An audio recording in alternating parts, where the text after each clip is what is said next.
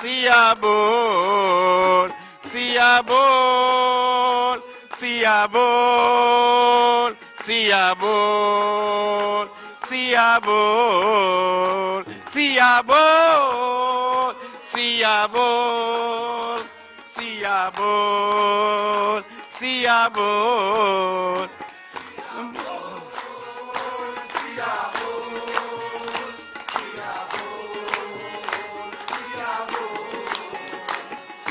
सिया सिया सिया सिया सिया सिया बोल, सिया सिया सिया सिया सिया सिया बोल, सिया सिया सिया सिया सिया सिया बोल, सिया सिया सिया सिया सिया सिया बोल। हे राम राघव रस के से बोल, हे राम राघव रस के से बोल।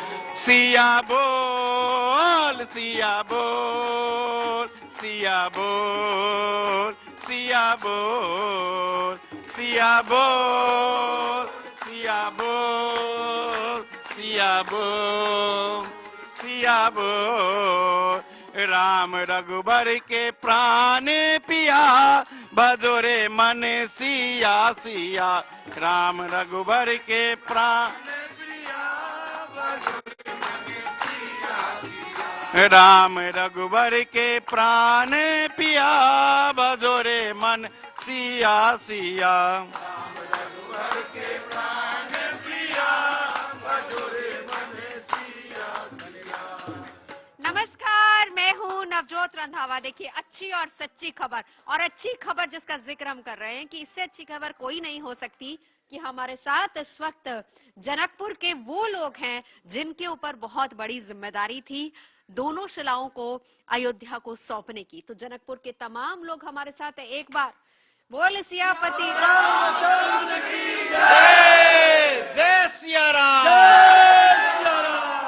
सिया राम, जय सिया राम। तो जनकपुर से चलकर अयोध्या तक दोनों शिलाएं पहुंच चुकी हैं। और देखिए, जनकपुर के लोग इस वक्त हमारे साथ मौजूद हैं और आज ये खुद को बहुत सौभाग्यशाली महसूस कर रहे हैं। उसका कारण ये है कि ये कहते हैं कि हम अपनी बेटी के ससुराल आए हैं। रोटी और बेटी का जो रिश्ता है वो एक बार फिर से प्रगाढ़ हुआ है। महंत जी हमारे साथ हैं। ये बड़ी जिम्मेदारी जो आपने निभाई है। ये हम लोग, हमारे गुरुदेव भी आए हैं। आप देखिए हैं जो सब कोई हम लोग उतना ही जनकपुर धाम वासी। हाँ।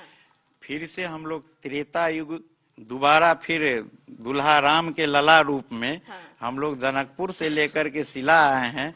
बहुत गर्वान्वित हूँ और यहाँ के लिए आभारी भी हूँ। बिल्कुल। और दो लाइनें जरा मिथिला की हो जाए। मिथिला हम लोग देख रहे हैं। हाँ। हमारे दुल्हा राम हैं। हाँ। हमारे सीता जी दीदी हैं। हाँ। और दीदी के नाते हम लोग अभी अयोध्या जी में आए हैं। तो दीदी की ससुराल में हम लोग पहुना को, जो हमारे पहुना राम है ना, उनको हम लोग गाली सुनाते हैं यहाँ।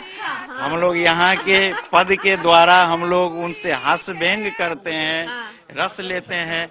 हमारे किशोरी जी के आगे हमारे सारा संसार पहुँचे थे, उसमें हमारे पहुना भी पहुँचे थे लेने के लिए। तो क्या कहते हैं फिर, सुनाइए। जेहने किशोरी मोरी तेहने किशोर है, बिदना लगावल जोड़ी, बिदना लगावल जोड़ी, तेहने बिजोर है, बिदना लगावल जोड़ी, तेहने बिजोर है, बिदना लगावल जोड़ी।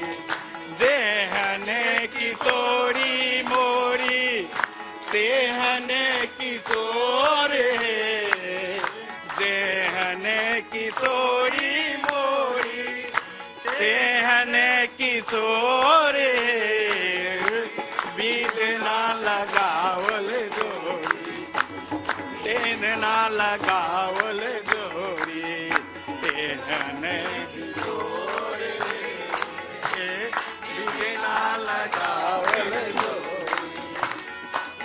तो चलिए, यहाँ पर आप देख रहे हैं किशोरी और किशोरी के मायके से तमाम लोग आए हैं, लेकिन जो शिलाएं लेकर आए हैं वो कैसी हैं, वो अपने आप में किस तरीके से, क्योंकि अलग अलग तरह के महत्व है, एक धार्मिक महत्व हम कह रहे हैं, सांस्कृतिक महत्व हम कह रहे हैं, और जो बंधन त्रेता युग का वापस से कलयुग में जुड़ा है, इस बंधन को कितना मजबूत करती हैं दोनों शिलाएं, वो हम आपको दिखाते हैं। जिसमें राम मंदिर ट्रस्ट के सदस्य और शालिग्राम शिलाओं के साथ जनकपुर से आए मेहमान भी शामिल हुए।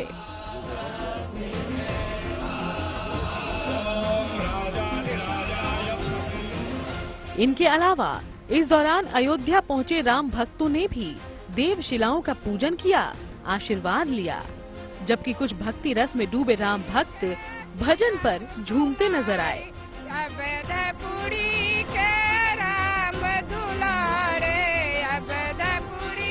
जनकपुर धाम से लेकर अयोध्या तक राम भक्तों का ये उत्साह और जोश देखते ही बना। जगत सुता जग जननी जानकी अतिशय प्रिय करुणा निधान की ता कही जुग पद कमल मनावहु जासु हृदय निर्मल मति पावहु। और ये हम लोगों का है, और हमारे श्री किशोरी जी लाडली जी के तरफ से, हमारे किशोरी जी की तरफ से पूरे भारतवासी को आशीर्वाद है, और पूरे भारतवासी को और पूरे नेपाल भारत पूरे विश्ववासी को किशोरी जी की तरफ से आशीर्वाद सभी को है। और ऐसा ही फले फूले हम लोग त्रेता युग का जो हुआ था विवाह, उस टाइम का अद्भुति जो है सो अभी हम लोग देख रहे हैं नजारा, तो हम लोगों का इतना हर्षित है, इतना खुशी है जिसका कोई सीमा नहीं है। शिला पूजन में इन शालिग्राम शिलाओं को फलों और मिठाइयों का भोग भी लगाया गया, जो बाद में वहां आए भक्तों को प्रसाद के रूप में बांटा गया। लेकिन इस शिला पूजन का सबसे ज्यादा भावुक कर देने वाला पल वो रहा जब इन शिलाओं के साथ जनकपुर से आए कुछ श्रद्धालुओं की आंखें नम हो गई। माता जानकी को अपनी बेटी मानने वाले इन भक्तों के आंखों से निकलते ये आंसू प्रभु राम और माता सीता में इनकी प्रगाढ़ आस्था को दर्शाता है।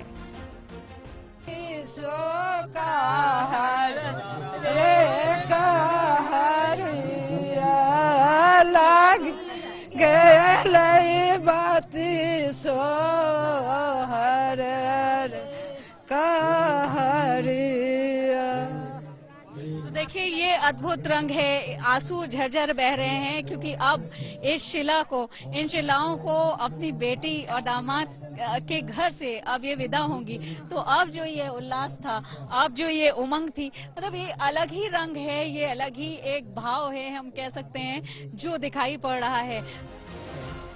इस मौके पर राम मंदिर ट्रस्ट की ओर से जनकपुर से आए साधु संतों और वहां के मेयर को शॉल भेंट कर उनका सम्मान किया गया। मनोज शाह जी जनकपुर के मेयर, विक्रमा प्रसाद जी पांडे किधर हैं? पूजा संपन्न होने के बाद जनकपुर से आए संतों ने ये देव शिलाएं राम मंदिर ट्रस्ट को सौंप दी, जिनमें से एक से माता सीता, जबकि दूसरी शालिग्राम शिला से प्रभु राम की मूर्ति का निर्माण किया जाएगा। जय श्री राम, जय श्री राम, सीता माता की जय श्री राम। हालांकि मूर्ति निर्माण से पहले एक्सपर्ट का पैनल इन शिलाओं को जांचेगा, जिसके बाद इन देव शिलाओं से प्रतिमा निर्माण का कार्य शुरू होगा।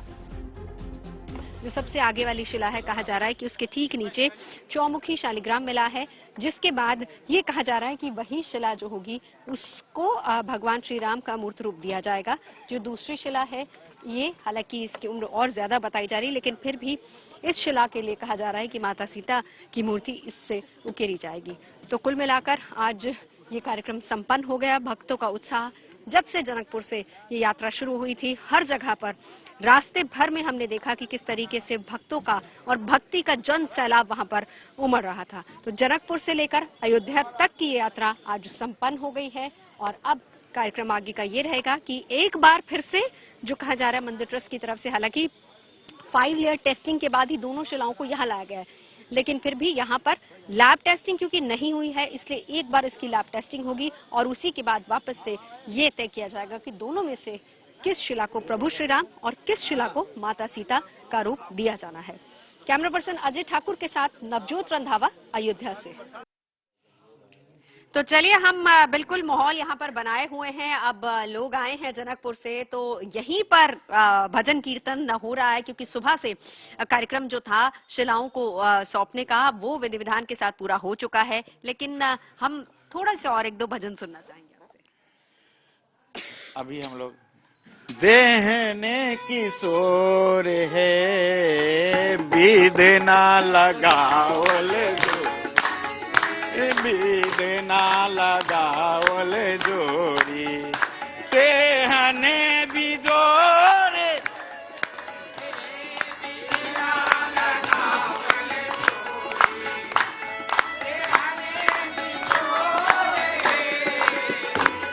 जिनके लिए हम लोग, जिनके लिए सारा ब्रह्मांड जग जोग तप जप हर जगह आप देखे होंगे, जो ऋषि महात्मा सब जो भगवान आएंगे हमको दर्शन देंगे, लेकिन मिथिला वाले के लिए एक किशोरी जी के नाते धनुष यज्ञ में विश्वामित्र जी के साथ खुद ही पहुंच गए।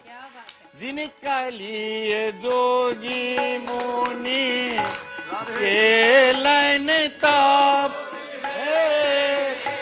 जिनका ले जोगी मुनि केलन ताप है जिनका लिए जिनका मुनि केलन ताप है केलन ताप है से हमर पाहुन ये हमर पाहुन राम चित चोर है से हमर पाहुन राम चित चोर है से हमर पाहुन राम चित चोर है से हमर पाहुन। हम लोग मिथिलावासी राघवेंद्र सरकार को जब हम लोग जनकपुर में किशोरी जी का विवाह का रस्म शुरू हुआ, हमारे जनक बाबा धनुष जी का यज्ञ प्रण ले लिए। हमारे सरकार विश्वामित्र जी के यज्ञ में गए थे, दूल्हा सरकार, उनको पता नहीं था जो हमको जनकपुर जाना पड़ेगा। लेकिन मिथिला वाले में इतनी रस है, इतनी रस है, जो फिर से हम लोग राम लेकर आए हैं। हमारे किशोरी जी के साथ एक बार राम जी आए थे, और फिर अभी हम लोग राम लला को राम लेके आए हैं। देहने किशोरी मोरी तेहने किशोर है बिदना लगावल जोड़ी बिदना लगावल जोड़ी तेहने बिजोर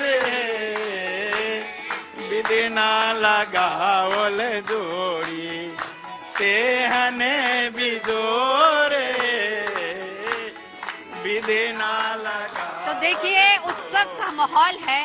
जनकपुर से जिस वक्त शिलाएं चली, वहां से लेकर अयोध्या तक उत्सव चल रहा है।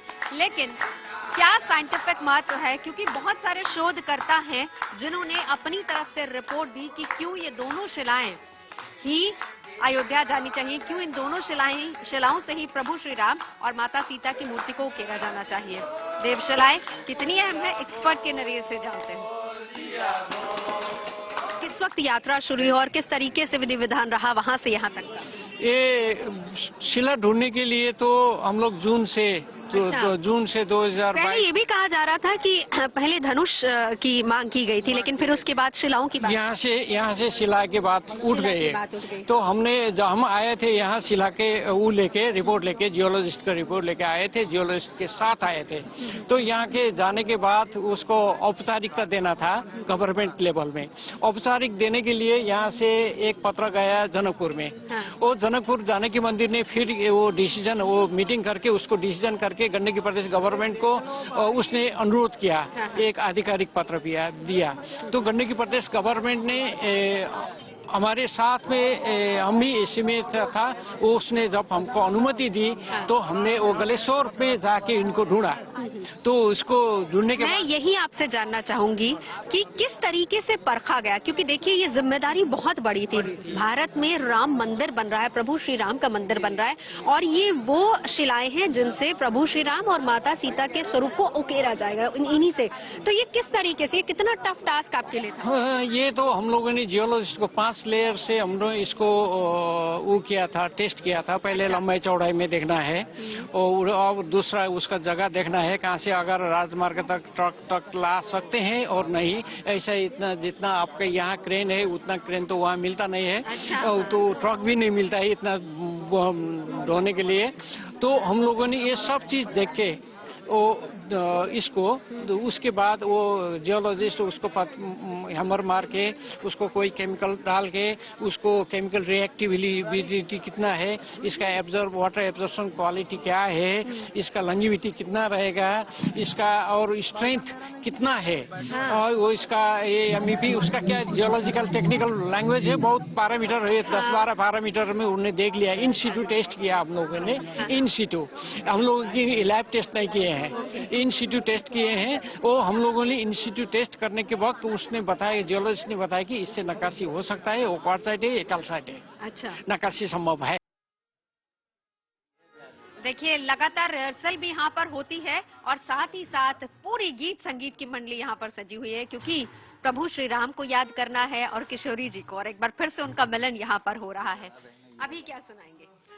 अब हम आपको सुनाने जा रहे हैं हमारे राम जी यहाँ से जब ससुराल गए, वहाँ पर शादी हुई, रस्म हुआ, फिर दुल्हा दुल्हन बने, दुल्हा राम बने, तो उन दोनों का स्वरूप, ऐसी स्वरूप जो हम लोग माने कल्पना नहीं कर सकते हैं, जिस स्वरूप का दर्शन पाने के लिए सारे ब्रह्मांड ललाहित हो गए हैं।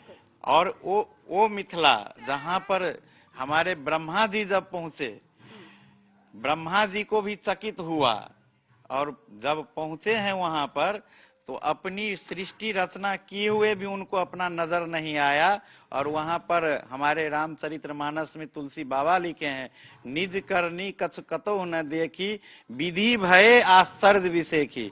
और उतना ही नहीं, बारात लोग जनकपुर धाम में जब पहुंचे हैं तो हर बाराती सब, जहां हमारे जनक बाबा के दरबार में एक डोम, जो भंगी आप लोग बोलते हैं, वो झाड़ू लगाने वाले के घर में ही सब प्रवेश करने लगे। वही लगा जो सबकी घर वहां पर राजमहल की तरह, राजमहल से कम किसी का घर नहीं था, वो मिथिला था।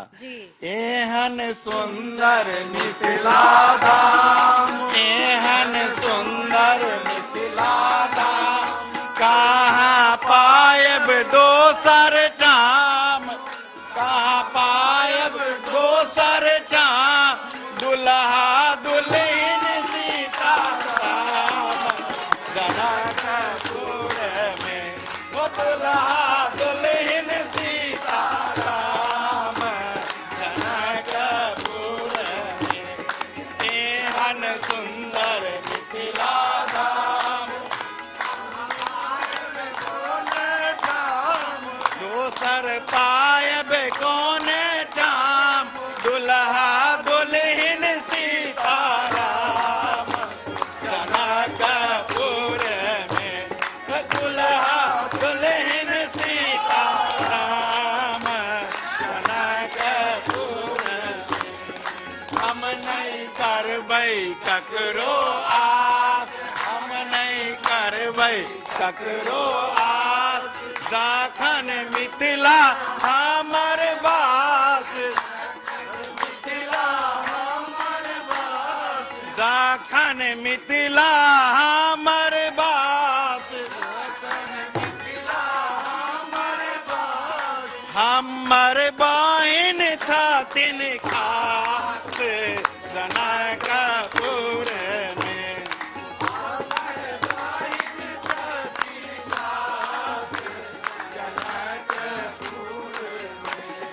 एहन सुंदर मिथिला धाम, अवसर पायब कोने शाम, दुल्हा दुल्हन सीताराम जनकपुर में।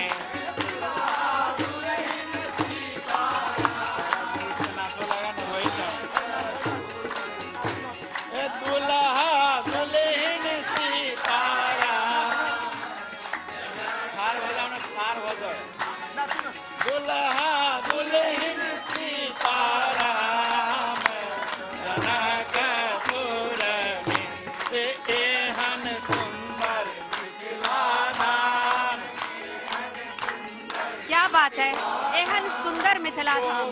तो देखिए आज 2 शिलाएं आ चुकी हैं और 2 शिलाएं आ चुकी हैं और दोनों ही शिलाओं के बारे में कहा जा रहा है कि 600 करोड़ साल पुरानी है। लेकिन इनकी कार्बन डेटिंग कैसे की जाती है वो भी आपको बताते हैं। कार्बन डेटिंग दरअसल एक ऐसी वैज्ञानिक तरीका होता है जिससे किसी भी चीज की कितनी पुरानी है उसके बारे में पता चल जाता है।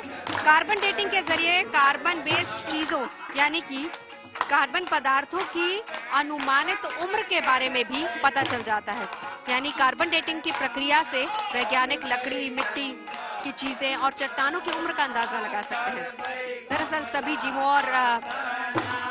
जीवों के अंश से बनी चीजों में कार्बन होता है और इसी कार्बन के आधार पर उस चीज की उम्र की गणना होती है।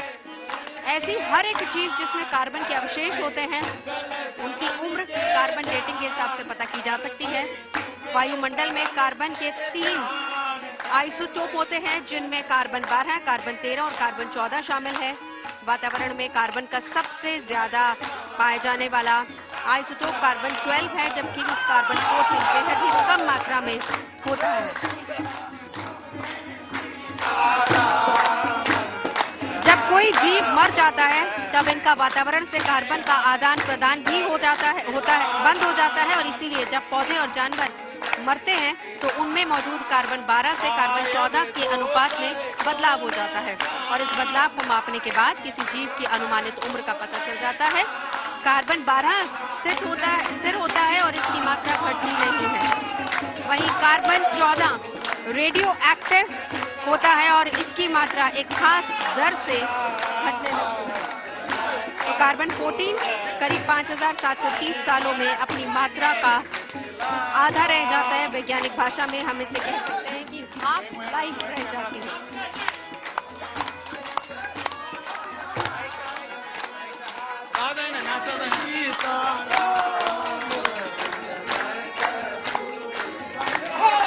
तो चलिए हम लगातार आपको दिखा रहे हैं कि किस तरीके से, लीजिए अब लगातार मंडलियां भी यहाँ पर आनी शुरू हो गई हैं।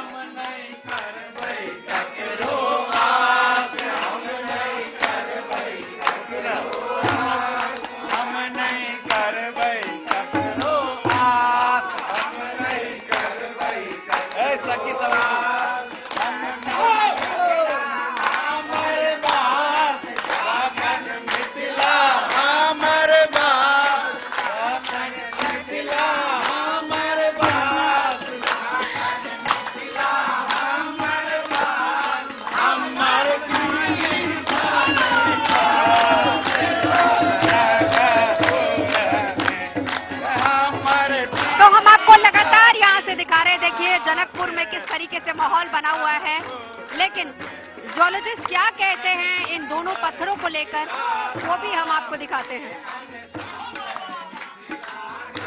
लंबी यात्रा के बाद आखिरकार नेपाल के गंडकी नदी से एक भारी भरकम शालिग्राम की शिला आखिरकार अयोध्या पहुंच गई है और अब इंतजार है तो उस शालिग्राम की शिला को तराशने के बाद भगवान राम की मूर्ति का, उस रूप का जिसका लोग पूरी देश और दुनिया में दर्शन कर पाएंगे। लेकिन इस आध्यात्मिक पहलू के अलावा आखिर क्या वैज्ञानिक पहलू है इस शिला को लेकर, यह जानने के लिए हम वाराणसी के काशी हिंदू विश्वविद्यालय के भौमिकी विभाग के एचओडी साहब के पास आप पहुंचे हैं, प्रोफेसर बीपी सिंह साहब के पास। इनसे जानते हैं कि आखिर जो ये पत्थर है, जो शिला है, इसके बारे में जो कहा जा रहा है कि ये कई हजार साल पुरानी शिला है, तो इसके पीछे किस तरह का विज्ञान है, क्या शिला की उम्र आकी गई है और कितने साल पुरानी ये शिला है? जहाँ तक शिला की उम्र की बात है तो शिला की उम्र हम लोग पुराने जीवाश्म जो उनमें जीवाश्म मिलते हैं उनके बेसिस पे निकालते हैं। और खास करके जो शालिग्राम का पत्थर है वहां से जो नेपाल से लाया गया है वो उसमें एमोनाइड मिलते हैं। एमोनाइड जो है वो उसमें कॉइलिंग होती है, ये चक्र की तरह से दिखते हैं और ये इनका इवोल्यूशन बहुत तेजी से हुआ था जिसके वजह से इनके द्वारा एग्जैक्ट एज बताया जा सकता है पत्थर का।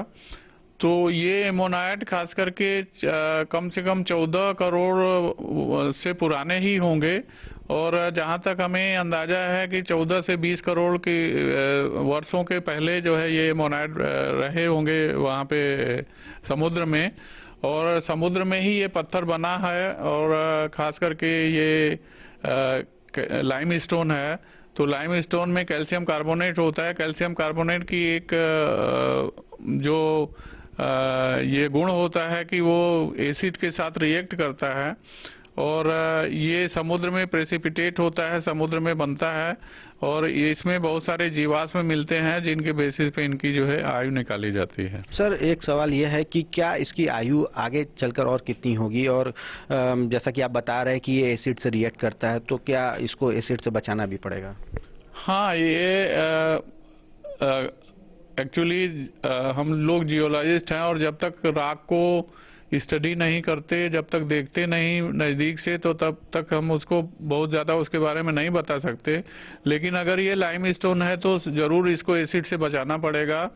और दूसरी चीज एक और है कि जो राक्स है उनका क्षरण होता है फंगस और बैक्टीरिया के वजह से। तो खास करके जैसे दूध और ये फल फूल है, इनको अगर आप मूर्ति के पास रखते हैं और मूर्ति पे दूध चढ़ाते हैं तो उससे फंगस और बैक्टीरिया उसमें जो है पैदा हो जाते हैं और फंगस और बैक्टीरिया की वजह से क्षरण इनमें होता है। तो इन चीजों से तो इसको बचाना चाहिए मूर्ति को। और भविष्य में उम्र तो इसकी बहुत हो सकती है, लेकिन डिपेंड करता है कि कितना इसको संरक्षित किया जा रहा है और कितना बचाया जा रहा है दूध और फल फूल से जो। तो देखिए किशोरी जी के मायके वाले सब लोग यहाँ पर बैठे हुए हैं, तो अब क्या सुना रहे हैं हमें? देखिए हम आपको दुल्हा दुल्हिन सीताराम जनकपुर में आप सुने हैं। हम अब भगवान हमारे दुल्हा सरकार है ना, मिथिला वाले को गाली से रीझे हैं। बिना गाली से वो चैन नहीं रह पाते हैं और सखी भाव है वहाँ की और हम लोग बहुत आनंद लेते हैं। हमारे राम कहीं के लिए ब्रह्म होगा, वहाँ के लिए दुल्हा राम है और दुल्हा सरकार है, दुल्हा सरकार बैठे हैं। तो हम लोग राम जी से पूछे, गाली दे रहा हूँ, जनकपुर के नारी बता दा बाबुआ, हे बता दा बाबुआ, लोग देत काहे गाली, बता दा बाबुआ, लोग देत काहे गाली, बता दा बाबुआ।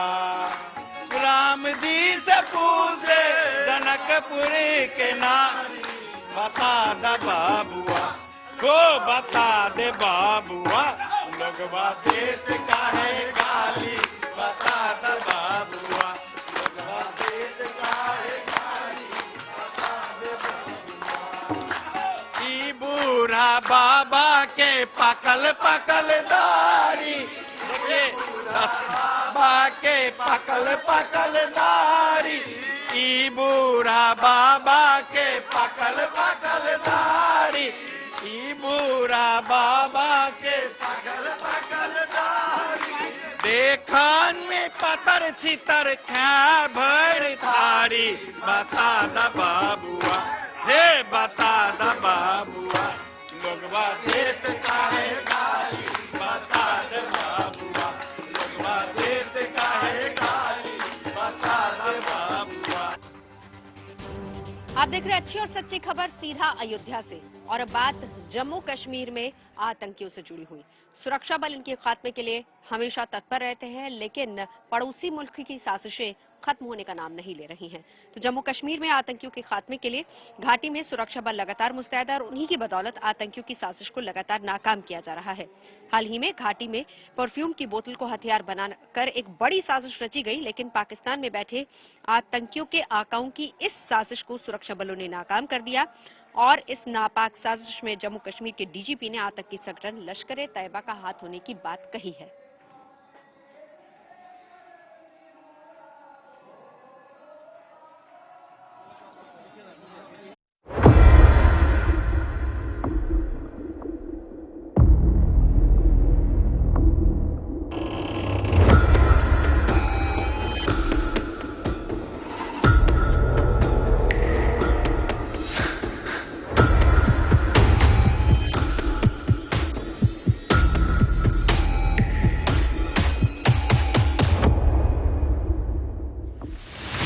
घाटी में बम धमाके की साजिश पुख्ता थी, लेकिन गुड न्यूज ये है कि इस परफ्यूम की बूंदें धमाका कर पाती इससे पहले ही बरामद हो गई और साजिश बेनकाब हो गई।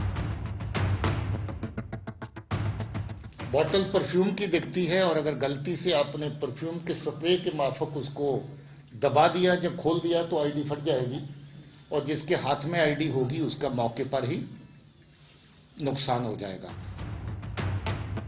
कश्मीर में दहशत फैलाने के लिए आतंकी नई नई तरकीब आजमा रहे हैं। साधारण सी दिखने वाली चीजें जिनसे अनुमान लगाना मुश्किल है कि ये बम भी हो सकते हैं, उन्हें हथियार बनाकर आतंकी संगठन घाटी को दहलाने की साजिश रच रहे हैं। लेकिन अच्छी खबर है कि सुरक्षा बलों की मुस्तैदी आतंकियों की साजिश पर हर बार भारी पड़ती है। जो पहली आईडीज अभी तक इस्तेमाल करी, जो शास्त्री नगर में हुई, वो टाइमर वाली डिवाइस थी। जो कटरा की बस में आईडी लगाई गई वो स्टिकी बॉम्ब की फॉर्म में थी। जो थोड़ा बड़े साइज में स्टिकी बॉम्ब हमने कठुआ में बरामद किए थे, जिसमें 450 ग्राम के करीब एक्सप्लोजिव मटेरियल रहता है। और जो जहां पर लगाई आईडी एक 750 ग्राम की थी पहली आईडी, और जो दूसरी थी उसका वजन 1 किलो से भी ज्यादा था। टिफिन आईडी थी, स्टील टिफिन आईडी थी। और जो अभी आईडी पकड़ी है, मैंने आपको बताया कि वो परफ्यूम आईडी की तरह है। जम्मू में हुए आतंकी हमले पर जम्मू कश्मीर के डीजीपी दिलबाग सिंह ने बड़ा खुलासा किया। जम्मू में हाल ही में हुए आतंकी धमाके के पीछे आतंकी संगठन लश्कर ए तैयबा का हाथ है। पाकिस्तान में बैठा लश्कर ए तैयबा का कमांडर कासिम कश्मीर के लोगों को अपना शिकार बना रहा है। 14 दिन पहले यानी 20 जनवरी को नरवाल में 2 आईईडी बम प्लांट किए गए थे, जो 21 जनवरी को 20 मिनट के अंदर ब्लास्ट हुए। पहले धमाके में 9 लोग जख्मी हुए और दूसरा धमाका काफी तेज था, लेकिन किसी को कोई नुकसान नहीं पहुंचा।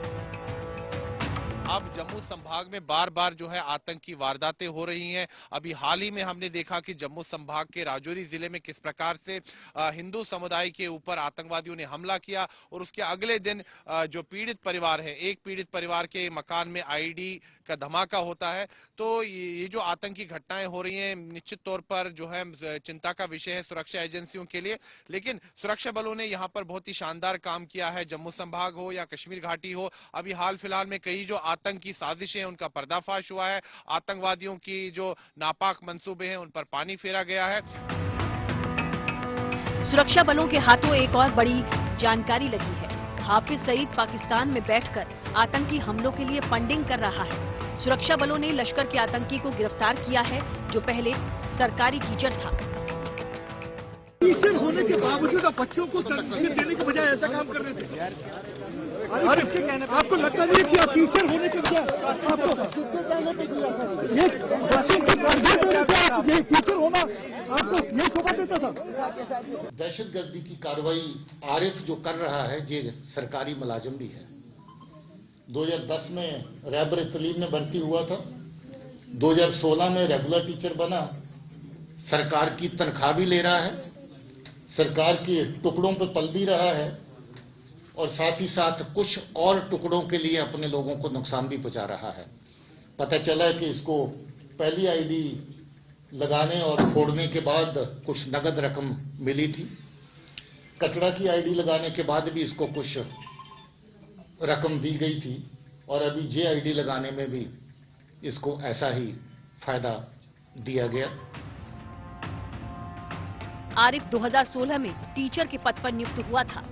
पिछले 3 साल से लश्कर तैयबा के साथ आरिफ जुड़ा हुआ है।